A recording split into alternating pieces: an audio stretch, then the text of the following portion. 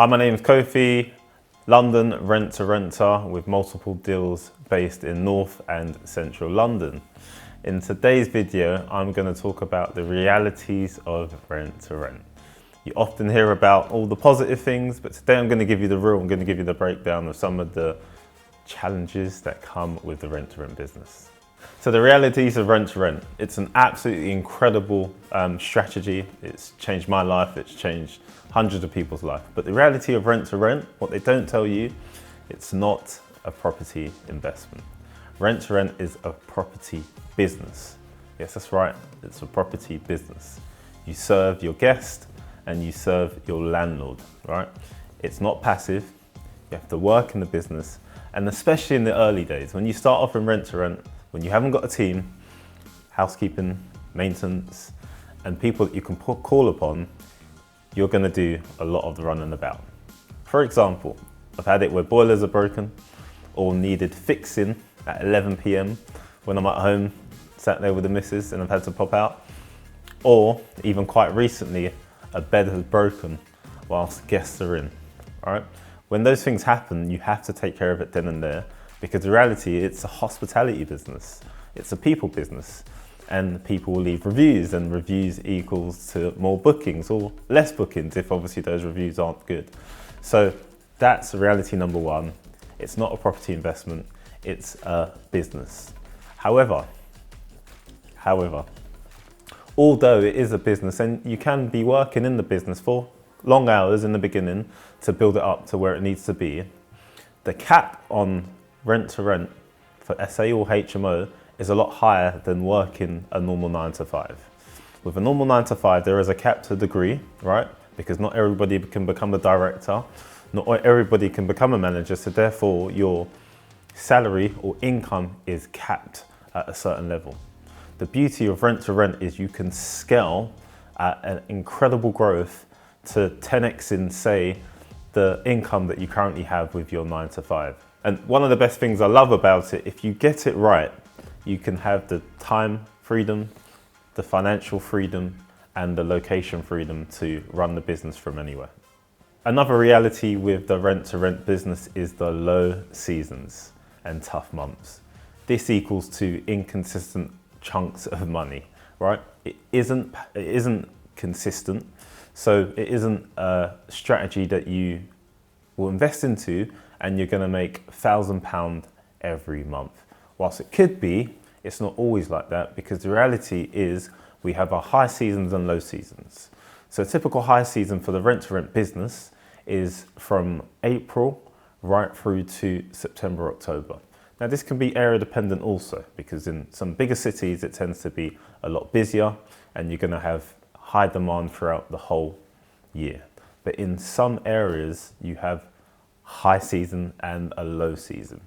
And in these times, it means you potentially have to dip into cash reserves, or you might need to raise capital in order to pay the expenses, which are the rent, utility bills that you have to pay on a monthly basis, regardless of the income that you have coming in.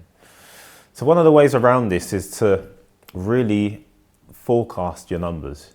You know when the low seasons are going to come, and you know when the high seasons are going to come. And it's about not getting too happy when the high seasons come and spending all that cash on silly things and going away and not thinking about the low season. This business is all about cash flow, and you have to be incredibly stringent with the cash flow that's coming in and making sure that you're covered on a long-term basis. Another positive and beauty of the fact we're doing rent-to-rent is we do rent-to-rent 2.0. So even though in some seasons you might struggle, say with rent to SA, the beauty of having a property that you're controlling is that you can switch the focus. That can go to rent to HMO or rent to social housing. Or you could even focus on getting some medium to long-term bookings in there, right? If we are in a low demand season or even at market saturation, then we could easily just put in someone for say 6 months or 9 months. And you're probably asking yourselves, who's going to want to take on a property for that short term? Now, some of the use cases for this are, and I've had this quite recently actually, someone who's moving home, they've just purchased somewhere new and they have to do some development on that purchase. And in between, they need someone to stay for 6 months. that's a perfect use case. We've also had situations where there's students, right, who are from all over the world, and because the fact they don't have stay in this country, it's not easy to obtain rent.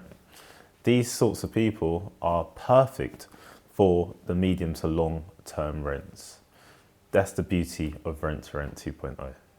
Now, one of the biggest realities, and I think you need this with business in general, you need to have thick skin, right? Because with Rent to Rent, you're gonna face a lot of rejection. Now, this rejection from the start.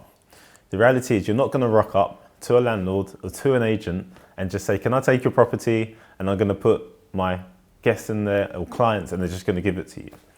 You're gonna face a lot of no's. It might take 10 no's, 20 no's, or 30 no's, but you have to have thick skinned and you have to be resilient in order to get through loads of rejections, right? But the beauty of this game is you build relationships, right? You keep focusing, you keep resilient with what you're doing, and what you're gonna realize is you're gonna get through at some point. So you have to build thick skin at the start when you're trying to source a property, because it's all about know, like, and trust, and you have to build up credibility with landlords and agents. But also, when you get a deal, when the business is going, you've got 2 or 3 properties, the thick skin you're gonna need is when a boiler breaks, a bed is broken, the guest is unhappy with the cleaning or not being up to the standard. These are all realities that you're gonna face in the business, and you're gonna need thick skin to be able to deal with them, right? The beauty of going through these challenges, you have to embrace them, because the challenges are gonna help you to grow, right? And it's gonna help you to be able to think fast on your feet. They say that diamonds are formed in the highest amount of pressure. So in order to succeed in this, you're gonna have to face some pressurized situations. But the beauty of it is you're going to grow from that and be able to succeed in the business. So just to recap on the realities of Rent to Rent, right? So it's not passive, they're low season, and you need extremely thick skin, all right?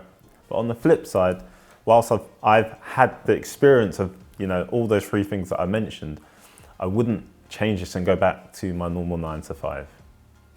I believe, these challenges have helped me grow as an individual, and I'm on my way to having that financial freedom that I want, that location freedom, and that time freedom to change my life and my family's.